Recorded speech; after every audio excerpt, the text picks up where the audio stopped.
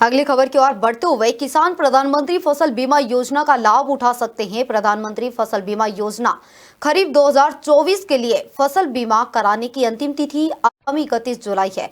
फसल बीमा कराने के लिए मात्र 8 दिन शेष बचे हैं।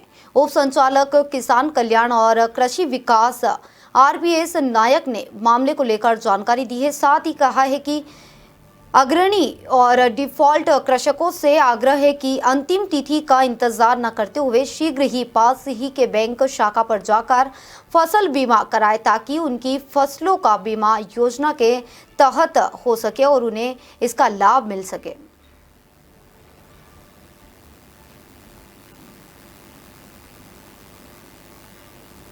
प्रधानमंत्री कृषि फसल बीमा योजना 2024 खरीफ हेतु हमारे किसान भाइयों के लिए 31 जुलाई 2024 खरीफ फसलों का बीमा कराने हेतु अंतिम दिनांक है। मैं हमारे ज़िले के समस्त ऋणी किसान भाइयों से एवं आऋणी किसान भाइयों से अनुरोध करता हूं कि वे अपनी फसलों का बीमा आवश्यक रूप से कराएं। जो ऋणी किसान भाई हैं, जिनका किसान क्रेडिट कार्ड जिस बैंक में बना है, उस संबंधित बैंक में जाकर अपना बुआई प्रमाण पत्र एवं हल्के की जानकारी ये अद्यतन आवश्यक रूप से कराएं।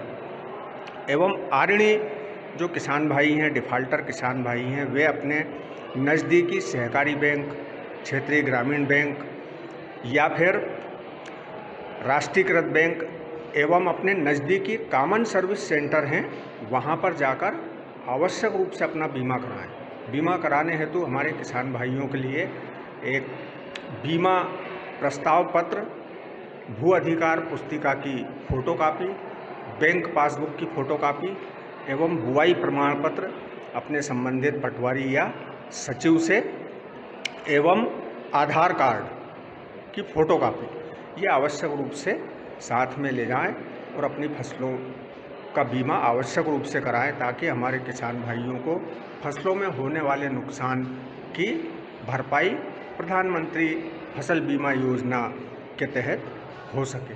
प्रधानमंत्री इधर उज्जैन वार्ड क्रमांक 48 के महेश विहार कॉलोनी में इन दिनों महिला और क्षेत्रवासी दोनों ही परेशान दिखाई दे रहे हैं। आधे घंटे की बारिश में ही जलभराव की स्थिति देखने को मिलती है। खास बात तो यह है कि उज्जैन आलोट संसदीय क्षेत्र के सांसद भी इसी वार्ड में रहते हैं। इसके बावजूद भी लोगों की परेशानी का कोई समाधान नहीं किया जा रहा है। इसी को लेकर महिला जन सुनवाई में पहुंची और कलेक्टर को ज्ञापन सौंपकर कार्रवाई की मांग की है। महिला आरिफ अंसारी खान ने बताया है कि कई बार महापौर और पार्षद को भी इस मामले में जानकारी दी गई, लेकिन उन्होंने आश्वासन के अलावा आज तक कुछ भी नहीं दिया है। महेश विहार इंदौर रोड कॉलोनी से आई हूँ, जिस एरिया में सांसद जी रहते हैं।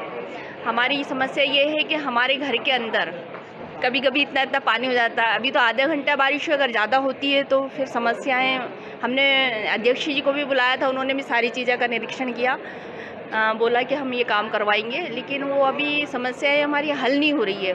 पूरी कॉलोनी के लोग परेशान हैं, क्योंकि उस इतने पानी में उनको निकलना पड़ता है। कीचड़ रहता है नाली, और उसका बारिश का पानी पूरा एक हो जाता है, घरों में पानी घुस जाता है। उसके बाद पूरी रोड ब्लॉक हो जाती है पानी से, तो निकलना बहुत मुश्किल। सर ने कहा है कि हम काम करवाते हैं, झाड़ू भी नहीं होती। पार्षद से हमने बोला, पार्षद को फ़ोन लगाया, पार्षद बोलता है हमारे पास बजट ही नहीं है, हम काम कैसे करवाएं, झाड़ू भी नहीं लगवा सकते, ना ही वो नाली साफ होती है हमारे यहाँ पर। महेश विहार इंदौर। उज्जैन संभाग का सबसे बड़ा जिला अस्पताल इन दिनों पोस्टमार्टम रूम के बाहर अव्यवस्थाओं के कारण लोग परेशान होते हुए नजर आ रहे हैं। दरअसल यहां पर बारिश और धूप से बचाव के लिए टीन शेड नहीं लगाए गए हैं, ना ही मृतक के परिजनों के लिए बैठने की कोई व्यवस्था की गई है। यही कारण है कि पुलिस को अपने वाहन के अंदर बैठकर लिखापढ़ी करना पड़ रहा है। जब यहाँ पर CMHO से बात की गई तो उनका कहना है कि फिलहाल ऐसी कोई भी अव्यवस्थाओं को लेकर हमारे पास जानकारी नहीं आई है। अगर कोई शिकायत मिलती है तो उस पर कार्रवाई की जाएगी।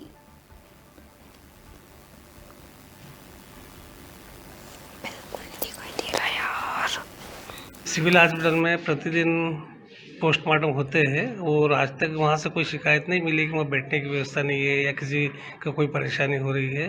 ये आम दिनों की बात है और वैसे भी वहाँ पे आते हैं लोग तो आते हैं और तुरंत चले जाते हैं, है ना। और अभी फ़िलहाल मेडिकल कॉलेज बनने वाला है तो उसकी वजह से कुछ अव्यवस्था हो जरूर सकती है। तो जैसा भी मुझे जानकारी होगी मैं उसको दुरुस्त करवाने की कोशिश करूँगा। सिविल हॉस्पिटल में प्रतिदिन पोस्टमार्टम होते हैं और आज तक वहाँ से कोई शिकायत नहीं मिली कि वहाँ बैठने की व्यवस्था नहीं है या किसी को कोई परेशानी हो रही है।